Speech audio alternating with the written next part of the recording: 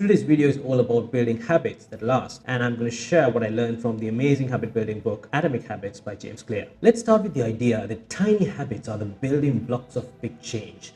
Clear argues that focusing on small, consistent actions lead to major results over time. It's not about making radical changes overnight, but it's about making those 1% improvements consistently across a longer period of time that will reward you in return in the longer run. These tiny habits are easy to implement, easy to follow, and over time they compound to bring bigger results. One of the best strategies that are taught in this book, and also my personal favorite, is called habit stacking. This is where you pair a new habit with an existing one.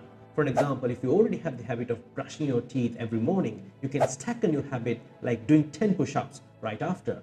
By anchoring the new habit to the existing habit, it becomes easier to remember and also easier to follow. Another key takeaway from Atomic Habits is the environmental design. I love this one as well. Your environment plays a huge role in shaping your behavior, what you see, what you hear, what you feel. For example, if you want to build a habit around reading books, you need to see a book lying around somewhere where you spend the day so that you remember that you need to read a book. Or else you want to build a habit before your sleep, in your nightstand next to your bed there should be a book lying around, and that's when you remember that you need to read. And if you want to work out early in the morning, before you go to sleep, make sure to hang your workout clothes somewhere visible, because that's going to be the first thing that you'll see when you wake up in the morning.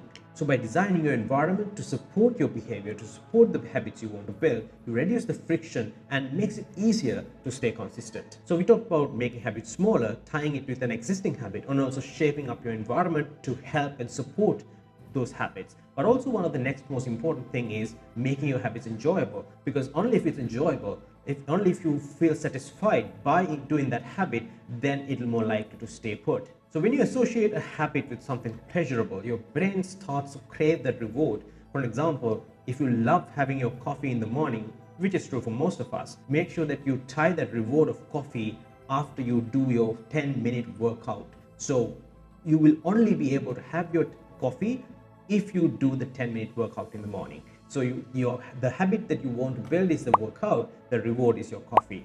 So the next time when you wake up in the morning, before you go for your coffee, you will get into your workout suits and do that 10-minute workout, because you are going to get a reward afterwards. The key is to make the habit itself is something that you want to look forward to, rather than being stressed out about it and making it a burden in your head. Finally, Clear emphasizes something very powerful around building habits, which is identifying who you want to become and shaping your habits based on that. For example, if you want to identify yourself as a reader, that means that's an identity shift from who you are today, who you want to become. For you to identify yourself as a reader, you want to have a strong habit of reading books. And this identity change is really powerful, because it's something that internally will drive you to pick up that book every day in the morning or at night or after your lunch, or whichever the time that suits the best. If you want to identify yourself as an athlete, a runner, then you need to have your workout done every day in the morning, regardless what weather is, what day it is, what time it is.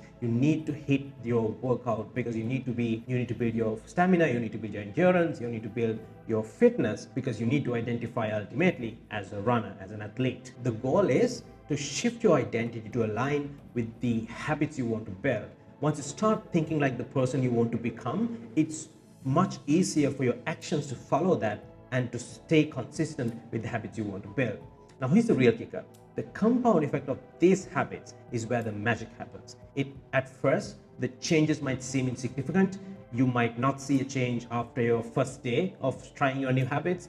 After 1 week, not yet. Probably over time, when you put enough investment towards it, when you put enough effort and time towards it, they snowball into something life-changing. That's the most beautiful thing about building smaller habits, making it consistent, and observing the change, observing the transformation that you go through.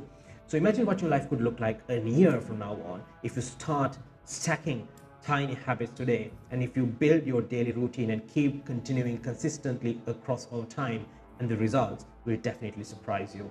So what's the tiny habit that you want to start today, that you want to start building today, and what's the end goal that you are trying to achieve? Please let me know in the comments. And also, if you found this video helpful, give it a thumbs up so you will see more videos like this on YouTube in your recommendations. And don't forget to hit subscribe button, because this is just the first video in my channel, but I'm I am going to make more personal development, productivity, and technology related videos, and it's going to be very interesting times ahead. Thanks for watching, and I'll see you in the next one.